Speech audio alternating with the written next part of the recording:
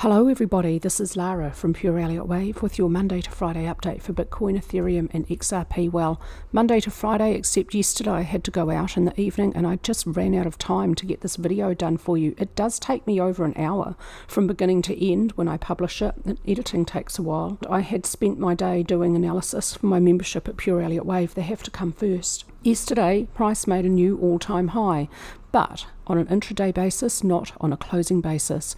If price will make a new all-time high above 68,789.63 on a closing basis, then we'd have an upward breakout.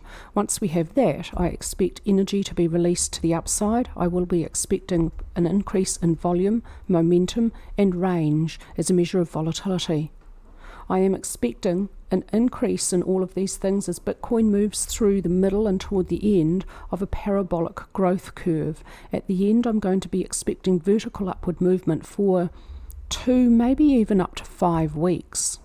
I cannot share my Elliott Wave count for Bitcoin with you. That's by subscription. If you want it, you can get it, but I will share you technical analysis.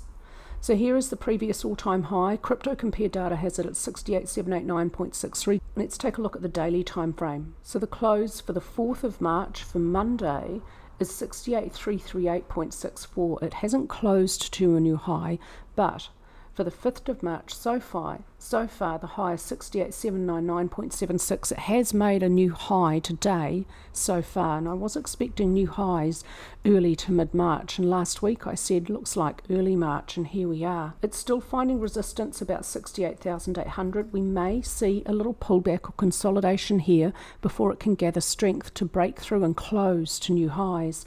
So if we do see a pullback here, look out for support about 63.70. Upward movement for yesterday, the 4th of March, does show reasonable volume, but not as strong as the 27th of February. A slight decline, that's okay. It doesn't have to be an increased day on day for confidence in a bullish run.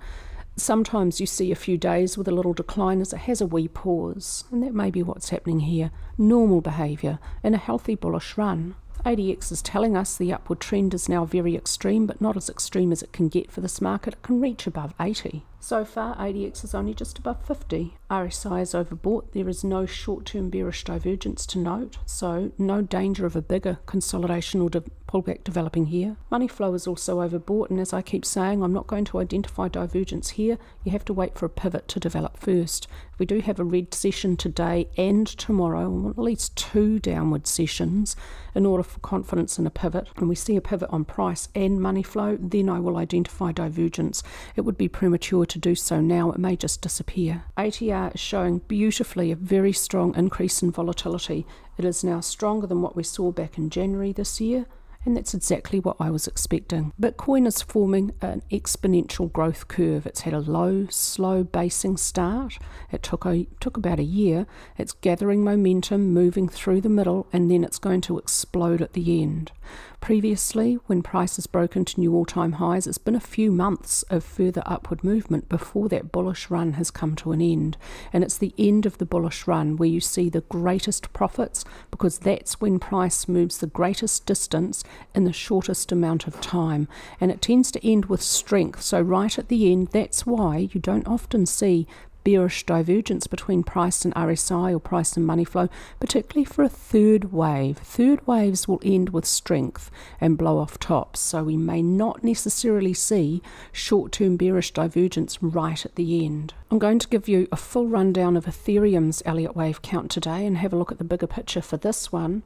From this inception for Ethereum back in 2015, from this low to this high, there is a really good looking 5-wave impulse. I'm labeling it primary 1, double zigzag for 2, primary 3 is 19.13 times the length of primary 1. That's not a Fibonacci ratio, but I'm just noting the length of these third waves on this chart because that informs me for target calculation. Primary wave 4 is a regular contracting triangle, and the deepest portion of it is a 69% correction of primary 3, fairly close to the Fibonacci 0.618.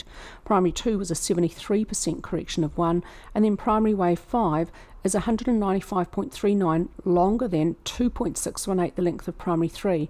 Look how long primary 3 took. This lasted 5 months. Primary 4 lasted just 2 months. So, sorry, 5. So primary 5 managed to move 2.618 times the length of primary 3 in just 2 months, or maybe 3 if you count this one, 1, 2, 3. So this is often where you get the greatest profit, particularly a fifth wave to end a third wave impulse 1 degree higher. I'm expecting this fifth wave for primary 5 to end cycle wave 3 to be an absolutely insane vertical upward movement to cover a much greater distance than primary 3 and to do it in a shorter amount of time as cycle wave 3 forms an exponential growth curve. Slow start, acceleration through the middle and explosion at the end.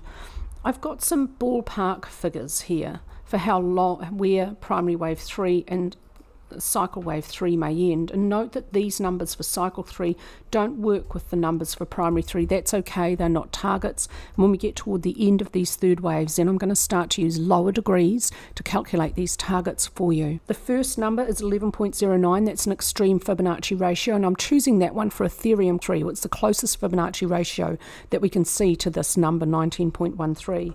I'm using 15.28 for primary 3 because that's how long intermediate 3 was to intermediate 1 within primary 1, and I'm using 19.13 for both primary 3 and cycle 3 because that's how long primary 3 was to primary 1 within cycle wave 1. So in other words, I've looked at the previous big third waves for Bitcoin and calculated how long they are in relation to their first waves and used those ratios to project forward to see what if we see a same or similar thing happen again. At least the basic idea is this is what's technically possible for this market given its past behaviour, and past behaviour is all we have to go on, so that's what we have to inform us. I've drawn a best fit channel around this upward movement from the end of cycle 1 to the end of primary 1. There with a parallel copy on the end of cycle 2. It contains a pullback for intermediate 2, also the end of intermediate 3, so a few tests, 3 tests of resistance, probably 3 tests of support, 1, 2, 3, maybe this is a fourth, and so we can use that as an idea for resistance and support. I would expect primary 3 of cycle 3 to break above resistance at the upper edge of this channel. Ethereum's a little bit further away from an all-time high, and its all-time high was 4891.70 in November 2021. If we see a close above that point, and I am expecting that in coming months, maybe in another 2 or 3 months, it's got a little bit of work to do to get up there. Once we see a close above that, then I expect energy to be released to the upside. Within primary 3, no second wave correction may move beyond its start, below 883.48. Let's go to the weekly now. The low of primary 2 is this point down here. Primary 2 was an 83% correction of primary 1. That's a really normal depth for a cryptocurrency. Primary wave 3 may only subdivide as an impulse. Intermediate 1 and 2 complete. Intermediate 3 may only subdivide as an impulse. Minor wave 1 and 2 complete. Minor 3 may only subdivide as an impulse. I have minute 1 and 2 complete. Minuet 1 and 2. Now looking for the end of minuet 3, minute 3, minor 3, and so on. Big third wave at multiple degrees starting to gather an increase in momentum. We're starting to see a series of green candlesticks on the weekly. This is extremely bullish for Ethereum, and this is exactly what I would be expecting to see at this stage in the wave count. This base channel is drawn from the start of intermediate 1 to the end of intermediate 2, a parallel copy placed on the end of intermediate 1. The middle of the third wave, particularly the end of this third wave, should have the power to break above resistance at the upper edge of this channel.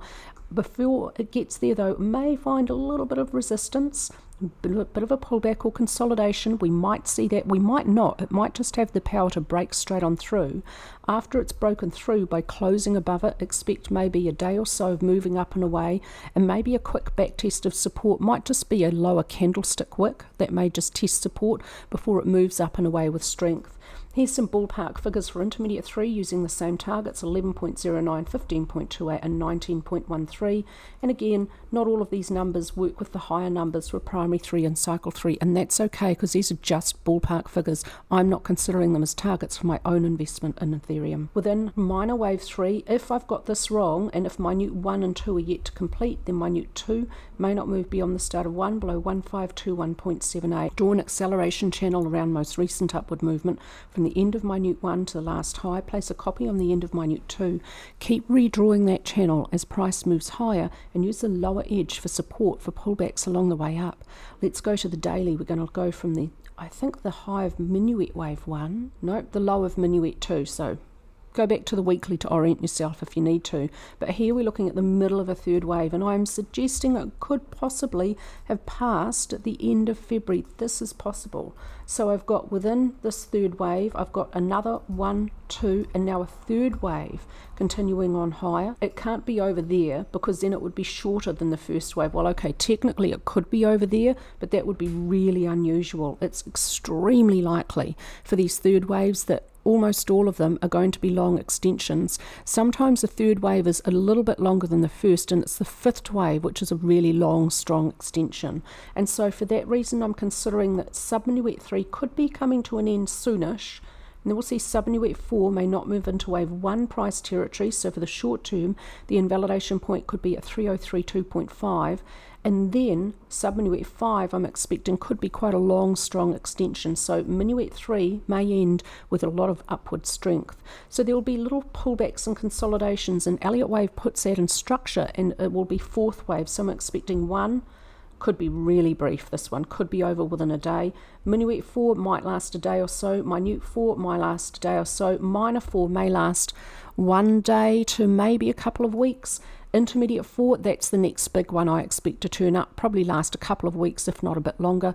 And then finally primary wave 3, when it ends, followed by primary 4, may last a few months. Technicals on the daily for Ethereum, previous resistance at 3580 is broken. Now that resistance turns to support. The moving average situation is full ball bullish. The short is above the mid, which is above the long. That's the 200-day moving average down here. They all have positive slopes, and price is above all three. Next resistance I can identify by looking left on the chart is about 4,200. Yesterday's upward session did have some push from volume, but again not as strong as the 27th of February. That's okay, it doesn't have to increase day on day. It is increasing from the previous two sessions. So volume is still pushing price higher, just not quite as strongly as before. ADX tells us the upward trend is now very extreme. It's not quite in danger territory yet, but for Ethereum it's getting a little bit closer. RSI is now fairly deeply overbought, so I expect for Ethereum we may start to be seeing little fourth wave corrections to, for the short term, relieve these extreme conditions just a little, coming up soon but not quite yet. Money flow is overbought and there's no pivot to identify divergence with back here.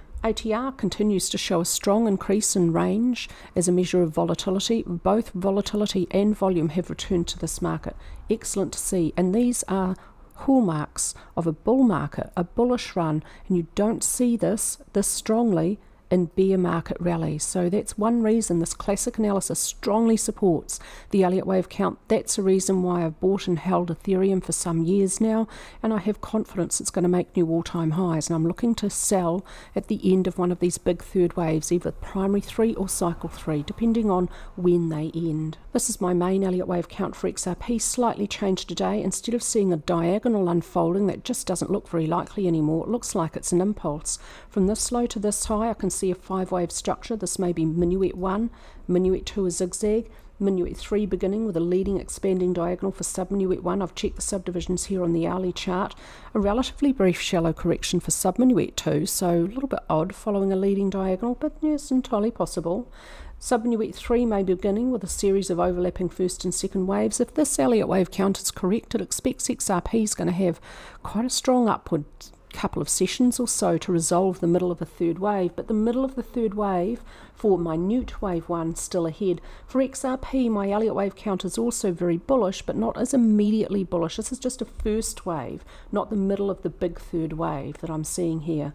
When minute 1 is complete, minute 2 may not move beyond the start of 1 below 0.4883, but I don't expect price to get anywhere near that point now. Technicals on the daily, XRP finding resistance now at 0.675. If it backtests support, let's expect support now at 60 cents. If it can break above 0.675, next resistance above 82 cents. There is a series of higher highs and higher lows up off these lows back in January 2024 and back here all the way back to 3rd of January 2024, and there's a cluster of 6 hammer candlestick patterns around these lows. There's altogether quite a strong bullish signal, so it's unsurprising we're getting upward movement, and it has some push from volume. The strongest volume session for most recent movement, 29th of February, the last completed upward session for the 4th of March, only a slight decline. That's okay, it doesn't have to increase strongly day on day. Overall, it is increasing. volume is pushing price higher. ADX tells us there's an upward trend, which is a very long way to go before it reaches extreme. Ethereum is close to being quite extreme and quite close to expecting a pullback or consolidation to relieve it, but XRP is not. It's got a very long way to go before it's extreme. It's lagging the other two. RSI is again overbought, but only just a long way to go before this gets as extreme as it can get. And money flows well in neutral, quite a long way to go before that gets extreme. So a lot of room ahead for XRP. Ethereum possibly coming up for a pullback. Bitcoin, just let's look out for a little consolidation. It might need to gather strength before it breaks and closes to new all-time highs. And if it does that, that would be technically an upward breakout and would be very, very bullish. I'll expect energy to be released to the upside. So far, they're all behaving pretty much as expected, and I'm expecting some pretty good things from 2024. I hope everyone had a lovely day yesterday and you didn't miss me too much, and I hope you're all having a lovely day today.